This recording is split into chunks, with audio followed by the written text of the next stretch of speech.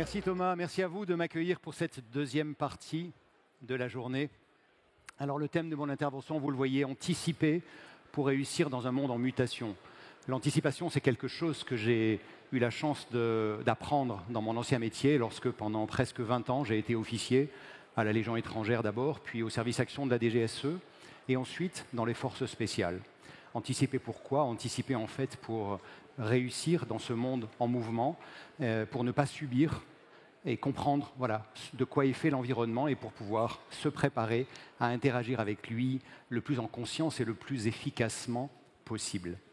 Bien sûr, cela nécessite d'abord, pour pouvoir anticiper, ça nécessite de comprendre l'environnement dans lequel on évolue. Alors, si la zapette veut bien passer à la planche suivante. Alors, je ne sais pas si vous le savez, mais il y a une chose que j'ai apprise dans le monde militaire, c'est qu'un plan d'action se déroule rarement comme prévu. Donc, si d'aventure vous rencontrez ce genre d'inattendu, dites-vous « yes », c'est normal, c'est comme dans les forces spéciales. Mais oui, anticiper, c'est tellement essentiel dans ce monde qui bouge tellement vite aujourd'hui. J'ai entendu ce matin, en propos introductif, on nous disait faire de l'avenir une réalité.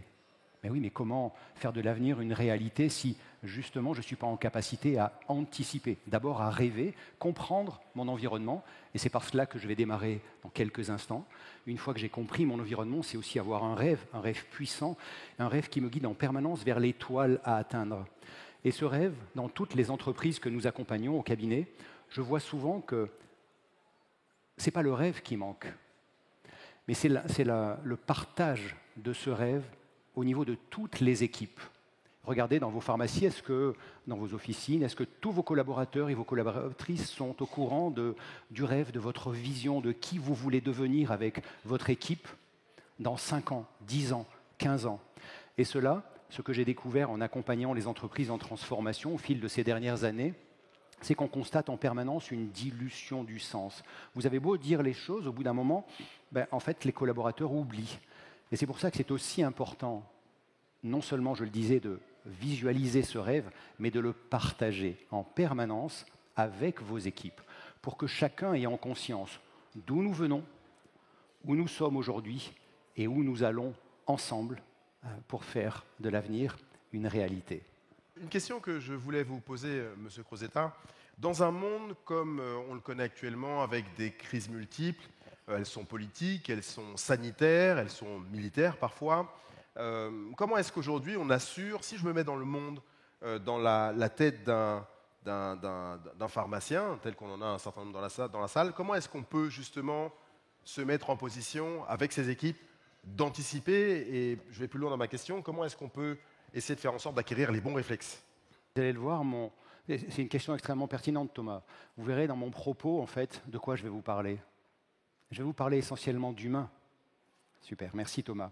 Et donc, je crois que ça parle beaucoup de mindset, de préparation, être prêt à d'abord comprendre l'environnement, je l'ai dit, c'est la première étape de mon propos, et ensuite être prêt à aller saisir les opportunités et à avancer un pas après l'autre, ensemble, en direction de l'étoile à atteindre. Alors comprendre l'environnement, pourquoi c'est si important? Mais parce qu'aujourd'hui, nous vivons dans un monde en mutation rapide et profonde. Ce n'est pas nouveau que le monde bouge, vous allez me dire. Bien sûr, le monde bouge depuis qu'il existe. Ce qui est nouveau, en revanche, c'est la vitesse à laquelle le monde se transforme et la profondeur des changements qui sont à l'œuvre au fil de ces dernières années. L'évolution du monde se fait de manière exponentielle en termes de vitesse. Savez-vous, par exemple, que depuis 1900, en un peu plus de 120 ans, on est passé de l'après-révolution industrielle à l'ère de l'information. On est devenu une société de consommation, pour ne pas dire de surconsommation, qui est confrontée à des enjeux planétaires, sociétaux, environnementaux majeurs. En 120 ans, l'être humain a gagné, en moyenne sur la planète, plus de 30 ans d'espérance de vie. Imaginez quelle serait notre espérance de vie aujourd'hui si nous avions évolué à cette vitesse depuis l'homme de Cro-Magnon il y a 30 000 ans. Et pourtant, qu'est-ce qu'on nous a dit dans la deuxième conférence de ce matin? 33% de la population de la planète n'a toujours pas accès aux médicaments. Vous voyez le monde de paradoxes dans lequel on vit aujourd'hui. Dans ce monde de paradoxes, aujourd'hui, et Xavier en a beaucoup parlé dans son propos tout à l'heure, on est confronté aux nouvelles technologies de l'information. On voit arriver maintenant l'intelligence artificielle. Toutes ces technologies sont en train de faire évoluer radicalement nos manières de fonctionner. Qui travaille? J'ai démarré ma carrière dans le monde militaire il y a 36 ans. Je vous assure que la plupart des choses qui se font aujourd'hui se faisaient différemment dans mes métiers il y a 36 ans, parce que la technologie a évolué, parce que les générations ont évolué. Ces générations, aujourd'hui, maîtrisent parfaitement ces nouvelles technologies de l'information et de la communication. Je ne sais pas pour vous, mais moi, j'ai encore un petit peu de mal à comprendre parfois l'intérêt et l'usage des nouvelles technologies. Ma fille, qui a fait des études de communication, nous a rejoints au cabinet. Aujourd'hui, c'est elle qui gère ces sujets-là, parce qu'elle est bien meilleure que moi. Pourtant, je me sens extrêmement expérimenté. Ça fait 36 ans que j'ai démarré ma carrière professionnelle. Mais face à ces nouveaux usages, face à ces nouveaux produits, face à ces nouvelles technologies, parfois, c'est vrai, je me sens un peu dépassé, d'où l'importance de pouvoir fonctionner ensemble, en complémentarité, avec les plus jeunes qui ont des choses à nous apporter. Ce monde, il est de plus en plus interconnecté. Regardez ce qui s'est passé avec le virus, le Covid, en 2020. Voilà, un virus qui démarre dans un coin de la planète, en Chine. Comment, 5 mois plus tard, l'ensemble de la planète est à l'arrêt? Là encore, est-ce que l'anticipation n'a pas manqué parfois? On a beaucoup parlé des problématiques de masques, notamment en France, au départ. Voilà. Et donc, on voit bien aujourd'hui la nécessité d'anticiper dans ce monde en mutation permanente. Ce monde, il a été qualifié d'un acronyme, l'acronyme VUCA. Est-ce qu'il y en a parmi vous qui ont déjà entendu parler de ce mot VUCA ou VICA? Ok, il y en a un peu moins de la moitié. VUCA en américain ou VICA en français, cet acronyme, en fait, ce sont les premières lettres des 4 caractéristiques de cet environnement. Il est volatile, incertain, complexe et ambigu. Et si je vous ai mis le symbole du War College américain au milieu de la planche, c'est parce que ce symbole, ce terme VUCA, qui a été très utilisé par tous les cabinets de conseil depuis des années, en fait, ce terme a été inventé par l'armée américaine à la fin des années 80. Rappelez-vous, revenons un peu en arrière. Entre 1947 et 1990, nous vivions à l'époque dans un régime de dissuasion nucléaire, dans un monde bipolaire. Le monde de l'Est, le bloc de l'Est opposé au monde occidental. Et pendant ces 40 années, nous avons vécu sous ce parapluie, dans ce système de dissuasion avec ce parapluie nucléaire, et on est passé parfois pas très loin de la catastrophe. On a appris depuis, avec des documents déclassifiés, combien à un certain moment, les dirigeants d'un côté ou de l'autre n'étaient pas loin d'appuyer sur ce bouton de frappe nucléaire. Eh bien, au milieu des années 80, les penseurs du War College américain ont compris que ce monde est terminé. On va passer d'un monde bipolaire à un monde multipolaire. Et cette multipolarité va faire émerger de nouvelles menaces. Et les penseurs ils ont un livre stratégique qui a été publié à l'époque, ils ont identifié, ce seront le développement des conflits identitaires, ce sera le développement de la piraterie, ce sera le développement du terrorisme, etc. Tout cela, les penseurs du War College américain l'avaient identifié, et c'est ce qui se produit à partir de la chute du mur en 1989. 1990, dissolution de l'ex-Union soviétique, fin des années 90, début 91. 91, c'est le début de la guerre en ex-Yougoslavie. On aura les conflits Rwanda-Burundi, on aura les Balkans, etc., etc. Et en effet, la montée du terrorisme, tout cela avait été anticipé. Alors, qu'est-ce qu'on fait une fois qu'on a anticipé, identifié l'évolution de l'environnement? Eh bien, ça nécessite de faire évoluer forcément nos manières de fonctionner et nos manières de s'organiser. C'est ce qu'ont fait les militaires. Face à l'identification, à l'anticipation de ce nouvel environnement, les Américains créent en 1990 le commandement des forces spéciales. Il y a déjà des forces spéciales aux États-Unis, des Marines, de l'armée de l'air, de la Navy, de l'armée de terre. Ils les regroupent au sein d'un commandement intégré en 1987. La France fera exactement la même chose en 1992 en créant le commandement des opérations spéciales. Personnellement, je rejoindrai le commandement des opérations spéciales à l'été 2001, quelques semaines avant le tristement célèbre 11 septembre 2001. Alors face à ce monde volatile, incertain, complexe, ambigu, Aujourd'hui, nous avons besoin de réunir 4 capacités pour faire face, interagir le plus efficacement possible avec cet environnement. La volatilité, c'est ce qui est instable, nous dit le dictionnaire. Face à cette volatilité, on a besoin d'une vision pour regarder dans quelle direction nous avançons. Ça, c'est le rôle du top management dans n'importe quelle entreprise, que ce soit une multinationale ou une officine. C'est aux dirigeants de regarder, de penser à la vision. Quelle est l'étoile à atteindre prochainement? Qui nous voulons être? Quel impact nous voulons avoir sur le monde prochainement? Dans 5 ans, 10 ans, 15 ans. Ça, c'est la vision. Face à cette volatilité, on a besoin d'une vision. L'incertitude, ça fait peur. Et du coup, face à cette incertitude, on a besoin de créer la cohésion autour de nous. Dans l'incertitude, je vois parfois des équipes se déchirer.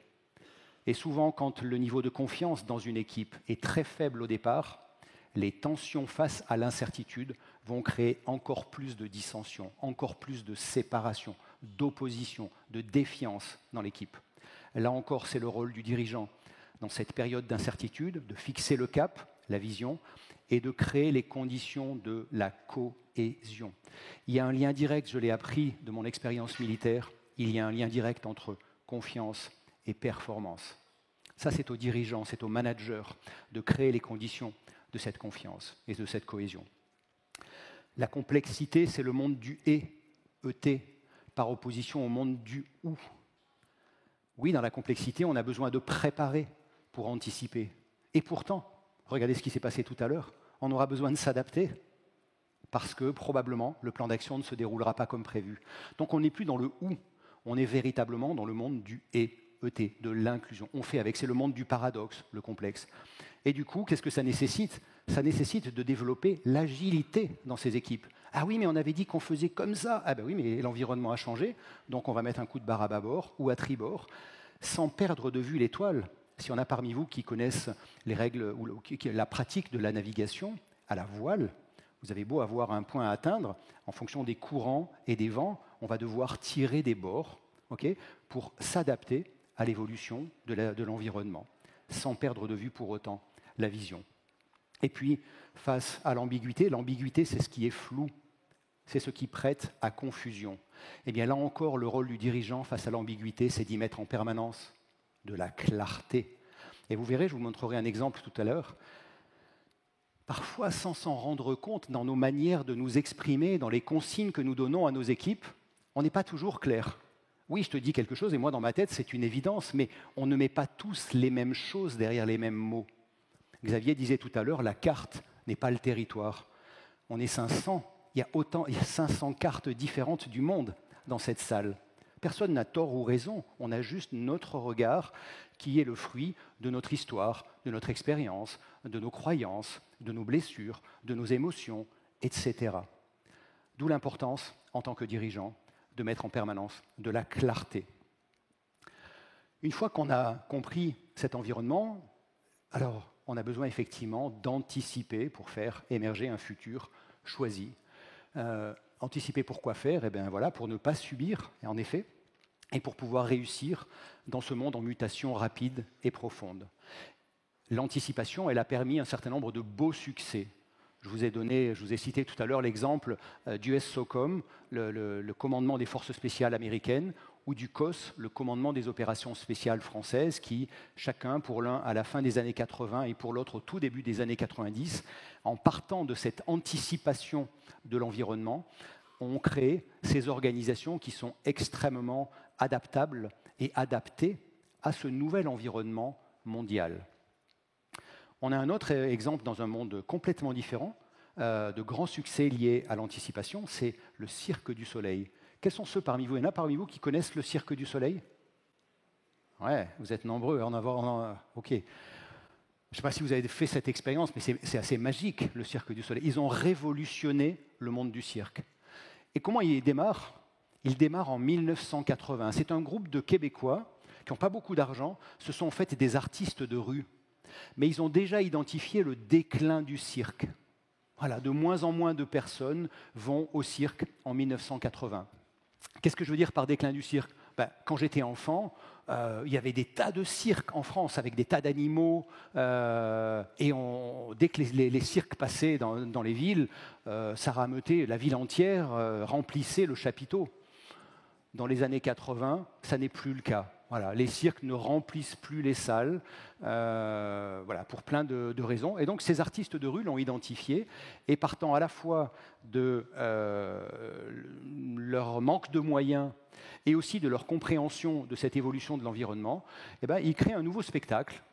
Ils louent un chapiteau, et là, en partant donc de leur univers des artistes de rue, ils vont créer un spectacle complètement différent avec des jongleurs, de la scène, du théâtre, des acrobates, etc.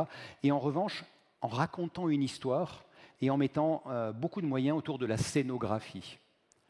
En 1984, le Québec célèbre les 450 ans de la découverte du Canada et du Québec par Jacques Cartier.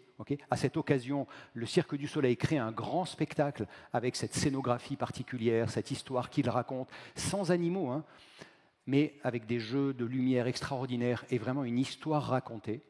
C'est là que démarre véritablement l'essor de ce cirque, qui aujourd'hui, ils ont une vingtaine de troupes, enfin pas une vingtaine, il y a 20 troupes qui sont en permanence, soit à demeure, comme dans certaines villes comme à Las Vegas, ou qui font le tour du monde, 20 troupes en permanence aujourd'hui, en 2024. Voilà un exemple d'anticipation de l'environnement réussi. Évidemment, à l'opposé, on a aussi des exemples qui ont raté l'anticipation. Je pense notamment à un exemple emblématique connu dans toutes les écoles de commerce. C'est le cas de Kodak.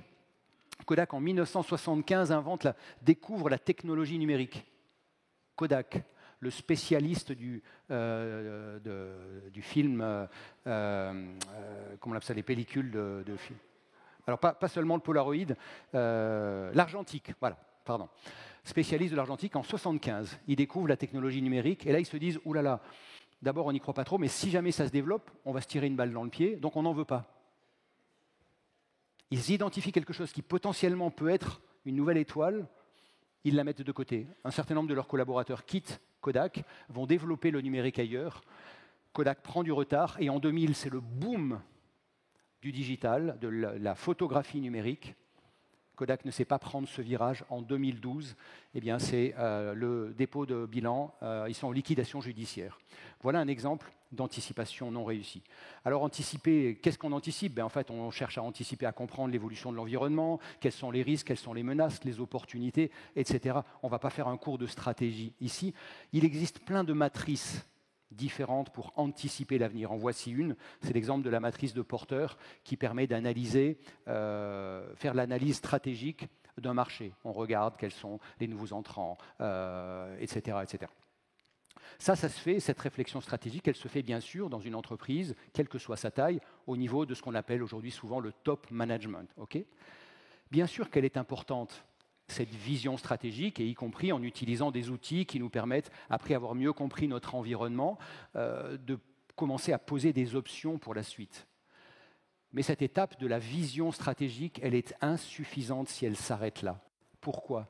Car la meilleure des stratégies ne vaudra que par la manière dont elle est appliquée sur le terrain par les hommes et les femmes qui composent votre organisation.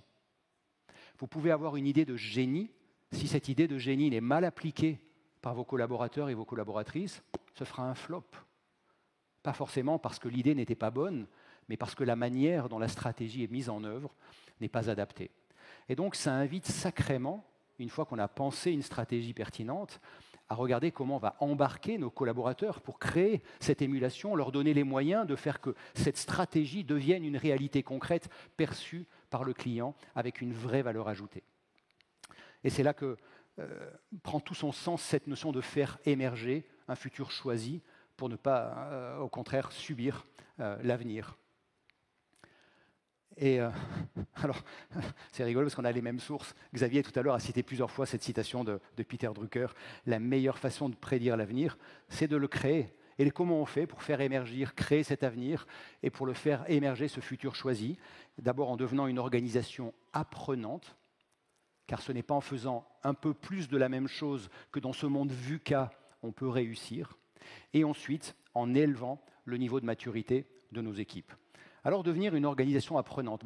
Comment les forces spéciales font pour être une organisation apprenante? Elles font en adoptant ce système en 3 temps pour toutes les opérations. Une opération spéciale, c'est toujours 3 temps. Préparation, action, puis retour d'expérience. Et chacun de ces 3 temps vient nourrir le suivant. La préparation va nous préparer à l'action. Donc l'action est nourrie par cette phase de préparation amont. Et puis on l'a vu tout à l'heure, l'action probablement laissera apparaître des choses inattendues, imprévues. Et donc on pourra apprendre de cette action au moment du retour d'expérience. Et ce retour d'expérience viendra nourrir la préparation suivante, et ainsi de suite. Vous voyez comment on avance dans un cercle vertueux. Cette phase de préparation, que j'ai souvent vu négligée depuis bientôt 18 ans que je suis dans le monde de l'entreprise, elle est considérée comme capitale dans le monde militaire et en particulier dans le monde des forces spéciales.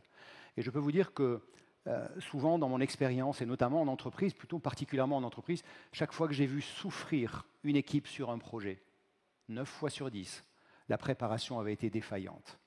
Cette phase de préparation, c'est la phase la plus importante dans une opération spéciale. On n'aura peut-être que 2 heures pour se préparer, ou peut-être 15 jours, 3 semaines, mais on va mettre tout le paquet dans cette phase de préparation pour comprendre, bien sûr, cette phase de préparation qui va se nourrir de la veille. Vous voyez, là, vous voyez apparaître en haut à gauche de l'écran un spécialiste du renseignement qui est sur le terrain et qui fait sa veille. C'est pour illustrer la nécessité d'être en permanence en veille de notre environnement pour comprendre de quelle manière il est en train d'évoluer.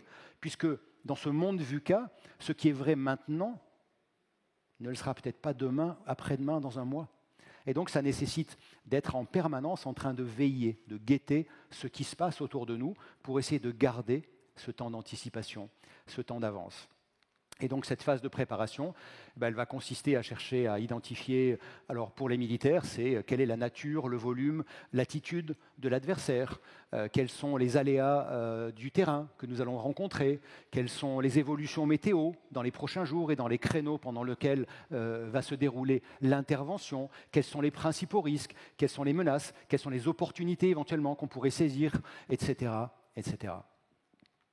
Bien sûr, et ensuite, une fois que cette préparation a été faite, chaque équipe se regroupe entre elles, synthétise tout ça, reformule ce que chacun a compris de la mission pour pouvoir entrer ensuite dans l'action. Cette phase de reformulation, que je ne vois pratiquement jamais mise en œuvre dans le monde de l'entreprise, c'est quelque chose que les forces spéciales pratiquent en permanence. C'est-à-dire interroger, une fois qu'on a donné les consignes, revenir vers les équipes en demandant « qu'as-tu compris de la mission ? Qu'as-tu compris de ce qui est attendu de toi? Qu'as-tu compris de ce qui va se passer? Etc. C'est une phase essentielle si on ne veut pas arriver à des catastrophes. Je vous donne un exemple.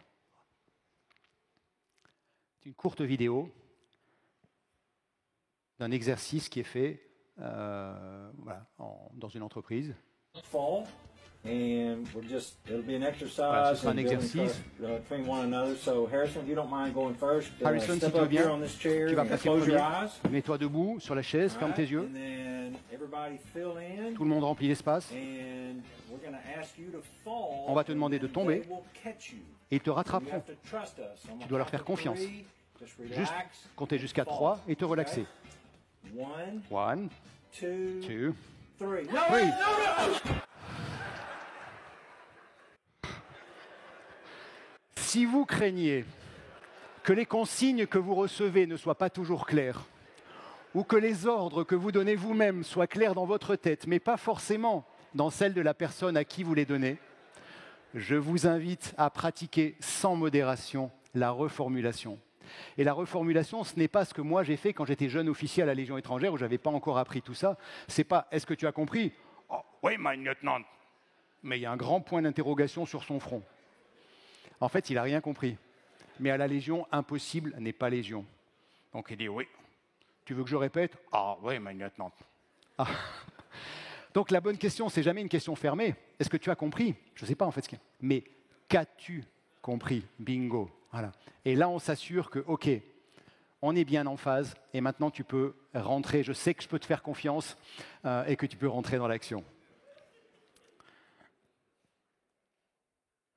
Voilà, ensuite, après la phase de préparation, on entre dans la phase, bien sûr, c'est le moment de l'action. Okay, et alors cette action, bien sûr, elle a été minutieusement préparée pendant la phase de préparation, je vous le disais, et pour autant, on savait dans ce monde des forces spéciales que la plupart du temps, l'action se déroulerait probablement assez différemment. Et d'ailleurs, on avait une blague entre nous, on disait souvent que le premier mort au moment de l'action, c'est le plan. On a prévu un plan, une fois que le premier coup de feu est tiré, ben, l'adversaire ne réagit pas comme on l'avait prévu. C'est rageant, non? Du coup, ça invite en quoi? Ça invite même dans l'action à avoir les chakras grands ouverts et à être en permanence en veille, attentif à ce qui se passe à l'extérieur et aussi à ce qui se passe à l'intérieur de soi. Parfois, la tête dit « il faut y aller » et tout le corps dit « ah non, non, non, non, non, je sens qu'il ne faut pas y aller ». C'est dans ce monde des forces spéciales que j'ai appris la puissance de l'intuition. Je peux même vous dire que dans une des opérations, nous étions en base d'assaut comme celle-ci, en pleine nuit, sur une opération très importante pour capturer un criminel de guerre recherché depuis longtemps. Nous avions enfin localisé la personne et au moment de rentrer dans l'action, tout mon corps me disait non, non, non. La tête dit « ah si, si, on ne peut pas maintenant, aussi près de l'objectif, ne pas engager ». Et pourtant, tout mon corps refusait d'avancer. Et j'ai donc donné le signal du désengagement. On s'est désengagé sur la pointe des pieds pour ne pas faire de bruit. Et quand on s'est retrouvé après la base de l'assaut, puis après le repli, on en a parlé ensemble. Certains de mes équipiers n'ont pas compris que j'avais donné cet ordre de repli alors qu'on était prêt à intervenir. Et d'autres, pas mal d'autres, m'ont dit « tu as eu raison ». Moi, je ne le sentais pas du tout. Ah, tu as vu quelque chose? Non, ben non, mais moi non plus. Et pourtant, tous les poils étaient au garde à vous en disant non, non, non, non, il ne faut pas y aller. Ça, ce n'est pas là que ça se passe. Ça, c'est dans tout le corps. Et donc, être capable d'anticiper, c'est aussi être capable de mettre de côté par moment sa tête, bien faite pour préparer des plans d'action, mais pour être à l'écoute de ce que dit le corps. Et d'ailleurs, vous voyez que même dans ce monde où pourtant il y a des enjeux de vie ou de mort, et avec des missions extrêmement importantes, je n'ai pas été sanctionné. Il y a eu une commission derrière pour savoir si j'avais eu tort ou raison de prendre cette décision. Et j'ai même entendu dire que dans un cabinet ministériel, quelqu'un voulait ma tête en disant qu'elle est certain compétent, virez-le. Moi, je n'ai pas été viré, je suis même passé au grade suivant l'année d'après. Bon, pas en remerciement, mais pour vous dire que même dans cet environnement-là, on attend de chacun des opérateurs, et en particulier des dirigeants, qu'ils aient non seulement une tête bien faite, mais aussi la capacité dans l'action à être à l'écoute de ce qui se passe en eux. Et puis, après l'action, évidemment, je vous l'avais dit, rappelez-vous, préparation, action, le dernier temps, c'est le retour d'expérience. Ça aussi, c'est quelque chose que je vois manquer tellement souvent dans le monde de l'entreprise. Et un retour d'expérience, il n'y a pas besoin d'y passer 3 semaines. Hein. Parfois, nos retours d'expérience duraient 1 heure, 1 heure et demie. Mais ensemble, on regardait ce qui avait bien fonctionné, ce qui avait dysfonctionné. Et avec une question qu'on se posait toujours derrière, c'était le SCAR. SCAR pour la première lettre des 4 mots suivants. Si c'était à refaire. Merci. Et si c'était à refaire, que changerions-nous? Que garderions-nous? Qu'est-ce qu'on tire comme enseignement clé sur cette opération-là? Et on ne va pas s'écrire 20 pages de boucle. Non, non, non, juste on va tirer quelques enseignements clés qu'on va pouvoir expérimenter à l'avenir. Et c'est comme ça qu'on fait émerger un futur choisi, c'est comme ça qu'on fait de l'avenir une réalité. Alors, je vous l'ai dit, faire émerger le futur choisi, c'est donc non seulement devenir une organisation apprenante, ce qu'on vient de voir, mais c'est aussi accroître le niveau de maturité des équipes. Qu'est-ce que je veux dire par là?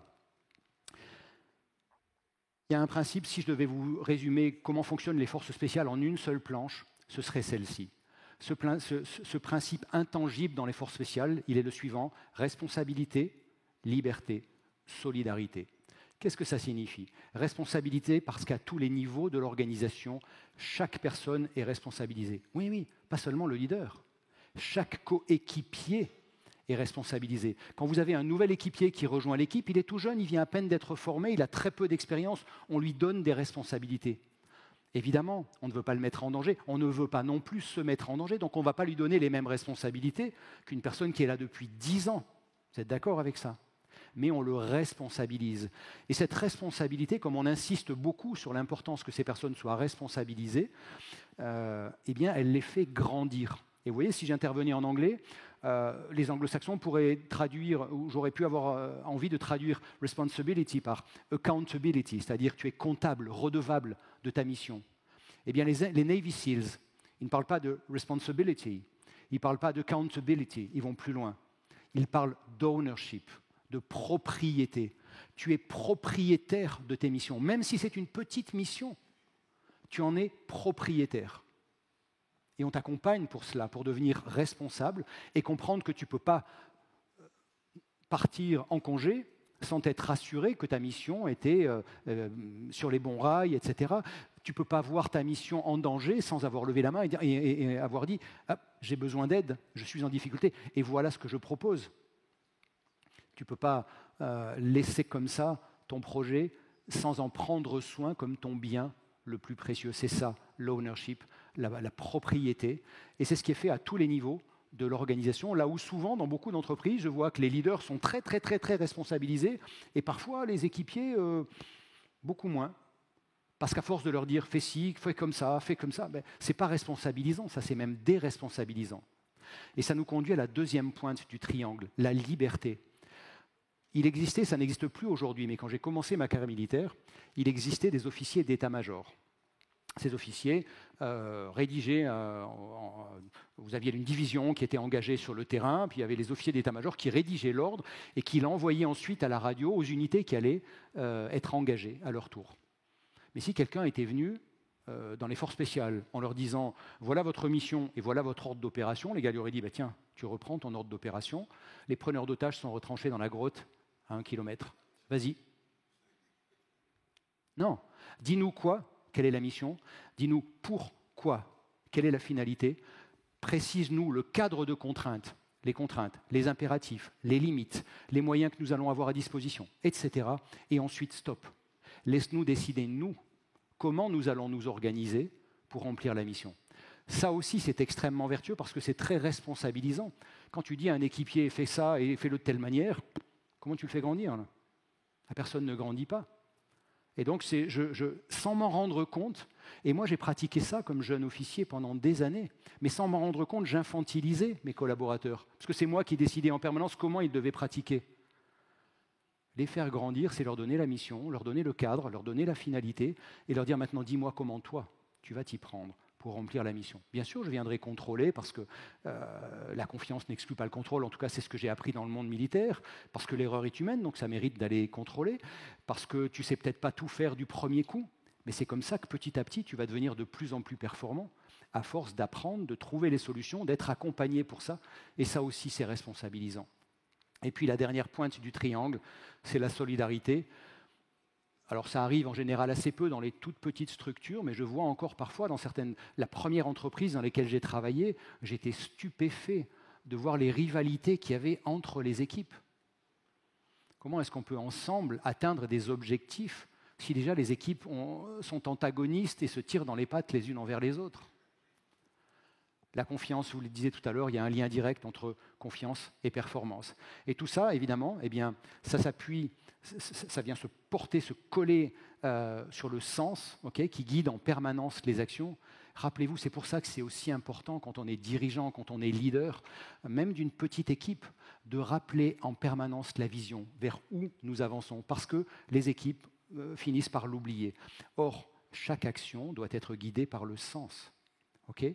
Et bien sûr, tout ça encadré par la puissance de l'équipe. Et ça, c'est vraiment quelque chose que j'ai appris dans le monde des forces spéciales, combien la complémentarité, on peut avoir des gabarits différents, des histoires différentes, des profils différents.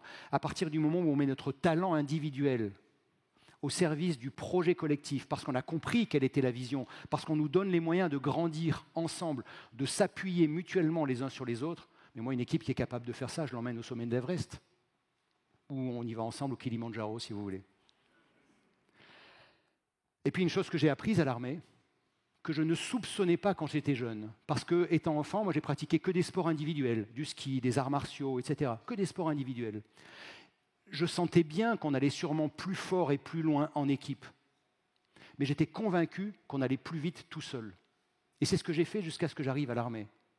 Et le monde des forces spéciales a écroulé cette croyance. J'ai découvert en fait que, exactement comme un peloton cycliste, quand on est une équipe bien rodée, on va non seulement plus fort et plus loin, mais on va aussi plus vite en équipe. Pourquoi? Parce qu'il y en a parmi vous qui pratiquent le cyclisme. Levez la main ceux qui font du vélo, là. Ah, il y en a moins, là. Ah, il y en a quand même quelques-uns, mais ils sont moins nombreux. Ben, si vous l'avez forcément expérimenté. Vous prenez des coureurs cyclistes de même niveau, ok? Vous faites partir un groupe en peloton, tel que celui-ci, bien la roue les uns dans les autres, ok? Le premier tire le groupe tant qu'il a du jus, ok? Quand il fatigue, il se laisse glisser vers l'arrière et c'est le numéro 2 qui prend et qui tire devant le reste du groupe. Et les autres collent, ils appellent ça sucer la roue pour bénéficier pour que le premier ouvre le vent, ok? Qu'il y ait moins de frottement. Et donc collés les uns derrière les autres, ils avancent. Quand le deuxième est fatigué, il se laisse redescendre et c'est le troisième qui tire le groupe, etc. Si un quart d'heure après, sur le même parcours, vous faites partir un cycliste tout seul, du même niveau, il ira beaucoup moins vite que le groupe. Donc vous voyez comment, avec un groupe bien rodé, avec une équipe bien responsabilisée, avec des gens autonomes qui ont compris la mission, qu'on a accompagnés, on les a formés pour qu'ils soient au bon niveau, comment on va non seulement plus loin et plus fort, mais aussi plus vite ensemble. Et puis, gagner en maturité, alors ça pour moi c'est un point extrêmement important, c'est l'état d'esprit dans lequel on affronte le monde évolutif d'aujourd'hui. Je ne sais pas chez vous, mais il m'arrive parfois, quand on arrive dans des entreprises, de rencontrer des équipes où je dis « Ah, comment ça va ce matin ?»« Ah, comme un lundi. » Alors, vous savez, la personne qui a les épaules qui touchent par terre et les mains, là, ah. En gros, ça veut dire comme une journée pourrie, quoi. Le truc incroyable, c'est la puissance du mental. C'est que quand tu te lèves le matin en te disant « ça va être une journée pourrie », 9 fois sur 10, tu te couches le soir en te disant « j'avais bien raison de penser que ça allait être une journée pourrie ». Moi, ça fait pas mal d'années maintenant que tous les soirs, j'ai fait beaucoup de cauchemars pendant des années quand j'ai quitté ce monde-là. Et toutes les nuits, c'était difficile, ma compagne pourrait vous le dire, c'était difficile pour moi de m'endormir. Et puis, depuis quelques années, je pratique 3 minutes maintenant de gratitude, d'une courte relaxation et de gratitude. Et je me couche le soir en changeant mes pensées, en remerciant. Ce matin, je me suis levé en pensant que j'allais vous rencontrer et en remerciant pour la rencontre qu'on allait vivre ensemble ce matin. Ce soir, je me coucherai en remerciant pour cet échange énergétique et cette belle rencontre qu'on aura faite ensemble. Et bien, je vous jure que ça change complètement la nature de ma journée. Je me lève le matin joyeux, je me couche le soir et je m'endors comme un bébé. Le pouvoir de la pensée. Ce que j'ai appris dans ce monde, c'est que les limites, elles vont bien au-delà de nos membres. Je ne sais pas si vous avez entendu parler de Philippe Croison. C'est ce gars qui a perdu, il a été amputé des 4 membres. Je l'ai rencontré sur une conférence il y a quelques années, on est devenus amis. Il racontait comment, alors qu'il était handicapé, 4 membres mutilés, coupés, comment, alors qu'il ne savait pas nager, comment il avait décidé de traverser la Manche à la nage. Et il a gagné son pari. Et à partir de là, ça lui a donné des ailes à ce gars. Il s'est mis à faire des choses extraordinaires. Il a fait le Paris-Dakar, il a fait plein de choses. Il donne des tas de conférences à travers le monde. Et lui, il a compris le pouvoir de la pensée. Et qu'en fait, le possible ou le non possible, la plupart du temps, ce n'est pas là qu'il résiste. Ça réside, pardon. C'est là. C'est dans notre tête. Et ça, je l'ai appris dans ce monde, dans le monde militaire, où finalement, oui, le pouvoir de la pensée et regarder les choses. Bien sûr que c'est important de regarder l'obstacle, mais parfois je vois des équipes en entreprise où on est sur un séminaire, on regarde et puis oui, mais il y a tel problème qui dysfonctionne. Ok, donc on en parle un moment et ensuite ouais, mais il y a tel problème. Et pendant 1 heure, en fait, les gens ne ressassent que le même problème. Je ne sais pas si vous avez ça parfois, si ça vous arrive ou si vous avez des équipières, des équipiers qui ressassent le même truc. C'est non seulement plombant pour l'équipe et pour le reste de l'équipe, parce que tu comprends qu'après, tu te dis le soir, j'avais bien raison de blablabla. Et en plus, ça ne nous met pas du tout dans les mêmes dispositions, non seulement intellectuelles, mais aussi même dans les dispositions chimiques. Vous êtes pharmacien, vous connaissez, vous avez beaucoup travaillé sur la chimie du corps. Les neuromédiateurs, surtout les hormones que nous produisons, ce ne sont pas du tout les mêmes selon qu'on a des pensées sombres ou selon qu'on a des pensées positives. C'est vrai ou c'est pas vrai ? Ok ? On va en faire l'expérience tout de suite. Vous voulez bien ? Regardez, le pouvoir de la pensée sur la chimie du corps. Le moment est arrivé. Après tant d'efforts et aussi d'échecs, la foi peut s'essouffler. Il serait fou de croire que je peux encore y arriver. Comme vous pouvez l'imaginer, la flamme finit toujours par s'éteindre. Arrêtons de penser qu'il suffit d'y croire intensément pour réaliser ses rêves. Fermez les yeux un instant, fermez les yeux et ressentez dans votre corps quel est votre niveau énergétique là maintenant. C'est lourd. Eh bien, je vais vous proposer un autre regard sur exactement le même texte. Vous êtes prêts? Vous pouvez ouvrir les yeux. Il suffit d'y croire intensément pour réaliser ses rêves. Arrêtons de penser que la flamme finit toujours par s'éteindre. Comme vous pouvez l'imaginer, je peux encore y arriver. Qu'il serait fou de croire que la foi peut s'essouffler. Après tant d'efforts et aussi d'échecs, le moment est arrivé. Fermez les yeux et ressentez dans votre corps. Là, vous êtes prêts à rentrer dans l'action avec moi? C'est plus le même niveau d'énergie, vous êtes d'accord? Vous avez vu le pouvoir de la pensée. Alors oui, j'ai mis une musique parce qu'on a 15 secondes pour faire le truc. Mais je vous garantis que si on prenait une demi-heure, il n'y a pas besoin de musique. Je vous prendrai des exemples comme ça et on ressentirait exactement la même chose à l'intérieur. Le pouvoir de notre pensée sur notre réalité, sur notre corps. Comment est-ce que je peux espérer anticiper l'avenir et saisir les opportunités qui vont se présenter si déjà j'entre dans cet avenir avec des pensées sombres qui me coupent les pattes et toute mon énergie. Voilà, c'est pourquoi je vous invite, si parfois il vous arrive d'avoir, comme ça m'est arrivé et que ça arrive à tout le monde, d'avoir des phrases négatives, voilà, du style de celle-ci, « Ah, je suis nul, je ne vais jamais y arriver. » Qui ne s'est jamais dit ça? Eh bien, il y a une technique que j'ai apprise il y a quelques années, que j'ai enseignée à mes enfants qui pratiquent maintenant assez facilement. Chaque fois que vous vous dites une phrase négative comme celle-ci, vous prononcez à voix haute la phrase suivante. Stop, annulez, annulez. Et vous tournez votre phrase en positif. Je suis en train d'apprendre, je vais y arriver. Et le cerveau se prépare à cela. Le cerveau va se mettre à votre service. Ok, tu veux y arriver, on est en train d'apprendre, on y va. Voilà, en conclusion, je voulais, pour terminer, vous dire que l'avenir, anticiper l'avenir, oui, bien sûr, on a besoin parfois d'avoir quelques outils pour mieux comprendre le monde dans lequel on évolue, quelques outils pour nous permettre de choisir les orientations que nous allons prendre plus tard en fonction de l'évolution de notre marché, etc. Mais choisir l'avenir, en fait, ça se passe dans l'ici et maintenant. Faire émerger un futur choisi, en fait, le futur ne sera que la conséquence de notre réalité ici et maintenant. Et c'est par la manière dont nous allons interagir dans le présent que nous allons faire émerger un futur choisi ou un futur subi. Et ça invite à être en permanence attentif à la manière dont nous interagissons dans l'instant présent avec notre environnement. Et donc, bien sûr, ça demande de regarder d'où l'on vient, ça demande de prendre conscience, de comprendre quel est l'environnement dans lequel on évolue. Ça demande de rêver l'étoile à atteindre pour le futur en fonction de cet environnement et de ce que notre analyse de l'évolution de l'environnement a donné. Ça demande de changer nos pensées pour nous mettre dans un mindset positif, comme un sportif qui ne se dira jamais avant de démarrer « je ne vais pas y arriver », sinon il rentre à la maison.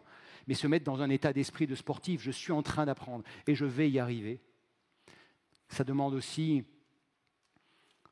de revenir au cœur. Dans ce monde de plus en plus numérisé, digitalisé, dont nous a parlé Xavier ce matin, j'ai adoré quand tu nous as dit qu'un médecin un jour t'a offert un bouquin sur le pouvoir de l'amour.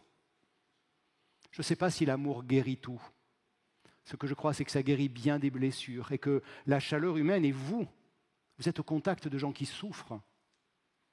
Et donc je peux pratiquer mon métier et je peux donner exactement le même produit de 1000 manières différentes. Si je te le donne sans te regarder dans les yeux, si je te le donne parce que je suis dans une énergie de colère ou de stress, parce que pour 1001 raisons, ou si je prends 1 minute pour parler avec toi, ou simplement peut-être juste te regarder dans les yeux et te sourire et que tu sens la chaleur humaine, alors ça change tout. Et le médicament, c'est ma croyance, n'aura certainement pas le même effet. Et donc, je vous le redis, je crois que dans ce monde digitalisé, numérisé, d'intelligence artificielle qui est en train d'émerger de plus en plus, je crois qu'il y a une place de plus en plus forte et de plus en plus indispensable à l'humain. Et ça, les hommes et les femmes que vous êtes savent le vibrer et le transmettre à vos enfants à vos collaborateurs, à vos collaboratrices, pour faire du bien autour de vous. Et puis, dernière chose, eh bien, n'oubliez jamais que vous n'êtes pas seul. C'est ce que moi j'ai cru longtemps dans mon enfance, mais que, comme je l'ai rappelé tout à l'heure avec ce peloton cycliste, ensemble, on va non seulement plus fort, plus loin, plus haut, mais on va aussi beaucoup plus vite. Je vous remercie de votre attention. Merci beaucoup, Monsieur Crozetta, pour cette conférence avec une puissance inspiratrice que j'ai rarement expérimentée moi-même. Donc, merci beaucoup. J'aurais moi-même des milliards de questions à vous poser, mais malheureusement, on a peu de temps et donc je me tourne vers vous. Alors, il faut vous rescanner le QR code parce que c'est un nouveau Kahoot de manière à pouvoir répondre à la question qui va apparaître ensuite. Qu'est-ce qui vous a marqué, touché ou surpris dans ce propos?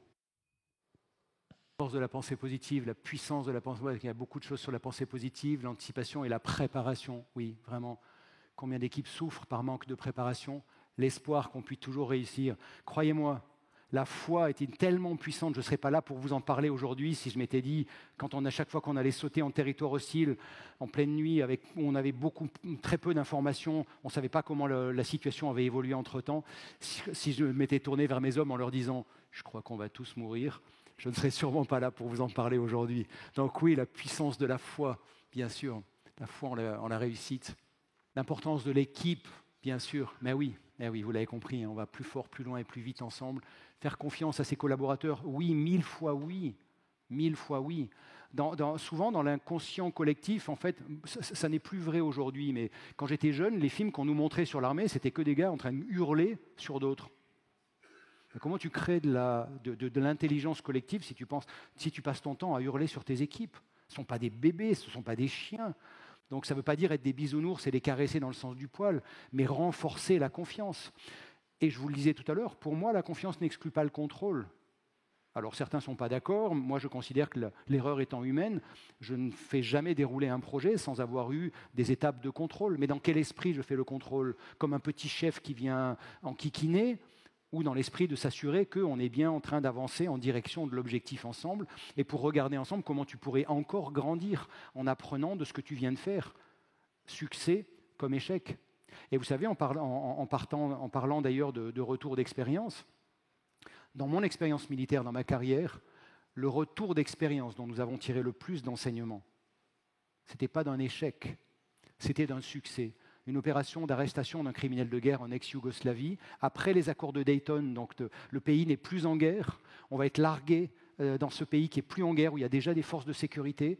Mais les forces de sécurité de ce pays n'ont pas été prévenues, car on sait que la personne recherchée par le tribunal pénal international bénéficie de complicité dans ce pays. Donc en fait, on conduit une opération de guerre dans un pays qui n'est plus en guerre.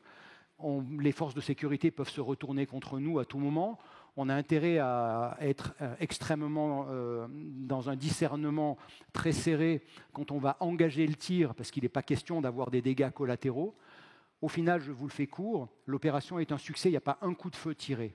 Et on livre la personne au tribunal pénal international, ça nous voudra d'être décoré. Même le procureur pénal international à l'époque, qui en voulait à la France de pas faire qui avait l'impression que la France ne jouait pas le jeu, a des propos très élogieux, etc. Bon. Et du coup, quand 48 heures après, je dis à mes équipes, bon, demain après-midi, rétex, ils me disent, commandant, on nous a livré une caisse de champagne chaud, qu'on a déjà bu, on n'avait pas de frigo. Donc on pourrait faire une petite séance de corps à corps. Le retour d'expérience, c'est bon, quoi. On sait que tout a bien fonctionné. Comme je suis un garçon tenace, on a fait le retour d'expérience. 10 ans après, on en parlait encore. Cette opération qui avait été un succès cachait en fait plein de dysfonctionnements à côté desquels nous serions passés si nous n'avions pas conduit ce retour d'expérience. Vous voyez comment en une petite après-midi, on a appris énormément de cette opération. C'est ça, devenir une organisation apprenante. Ouais, préparer le futur, voilà, interdépendance. Ok, merci en tout cas, merci à vous pour tous ces points éclairants, dynamisme, authenticité, énergie, pertinence du sujet. Et du coup, maintenant, je suis prêt à répondre à vos questions si vous en avez. Madame, merci. Je m'appelle Ismaël Doucouré de la Guinée. J'ai suivi, je commence d'abord pour vous remercier pour ce brillant exposé. J'ai suivi 2 exposés qui sont tellement intéressants. L'un basé sur l'avenir et donc le digital, beaucoup plus le digital et l'intelligence artificielle. L'autre sur la puissance du mental, l'organisation, la préparation, la chaleur humaine. Alors la question que je me pose, parce que je suis un peu dans l'ambiguïté, peut-être que j'aurais besoin de la clarté, comment concilier justement le mental qui est humain, la chaleur humaine et le futur basé sur le digital et l'intelligence artificielle. Je vous remercie. Vous avez 2 heures. Ce que je pourrais dire, c'est que pour moi, les deux ne sont pas antinomiques. Et ça rejoint l'une des questions du caout. En fait, c'est quelle dose on met ici ou là. Je pense que tout outil, le numérique pour moi est un outil, l'intelligence artificielle est un outil. Je pense que tout outil est utile. Mon grand-père n'avait pas fait d'études, il était ébéniste. Il construisait avec ses mains qui faisaient 2 fois la taille des miennes, il construisait des meubles fabuleux. Mes parents en ont encore quelques-uns chez eux. J'ai hérité de ces outils. Et pourtant, je suis incapable de produire les mêmes meubles, tout simplement parce que ça n'est qu'un outil. Et ce n'est pas l'outil qui façonne le meuble, c'est la main de l'homme, la main qui est guidée par le cœur. Et donc, si j'utilise cet outil comme un être humain, si je le mets à mon service pour être un humain, je n'aime pas cette expression d'être humain augmenté. Je n'ai pas besoin qu'on m'augmente, mais je peux m'appuyer sur des outils, comme la voiture me permet d'aller plus vite que mon vélo, etc. On a vu ce matin combien sur la logistique, les moyens informatiques, les stockages, etc. C'est extraordinaire maintenant ce que ça produit. Donc, pour moi, vraiment, l'idée, c'est qu'il n'y a pas de raison d'opposer les deux. Je pense qu'on peut parfaitement réconcilier l'outil technique, quelle que soit la forme qu'il prendra. Il a commencé au départ avec un silex, et aujourd'hui c'est le numérique, l'intelligence artificielle, etc. Et il y a besoin de réconcilier cela avec le cœur de l'homme, et donc pour moi les deux ne sont absolument pas antinomiques. Merci pour cette question. Il y a une main qui est levée devant.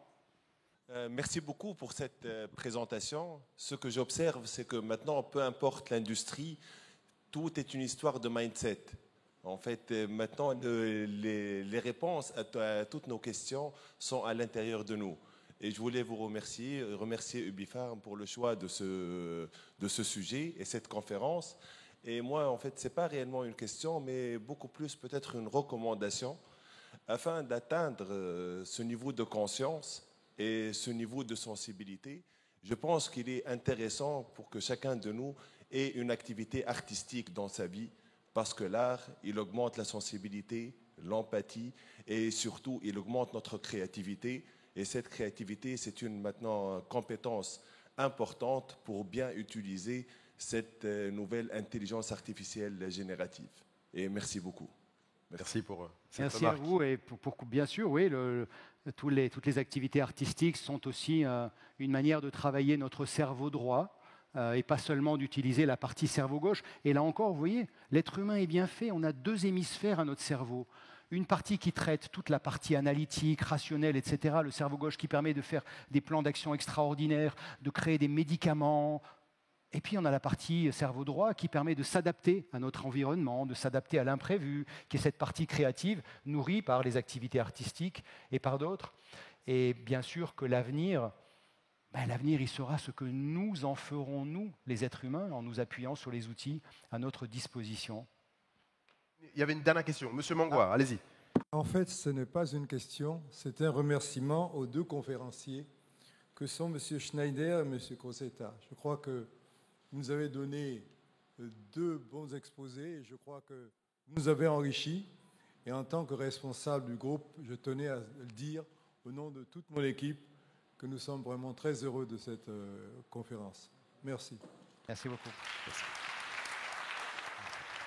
Je propose d'en rester là avec Olivier Crozetta. On peut l'applaudir. Merci beaucoup. Merci à vous. Merci beaucoup. Merci.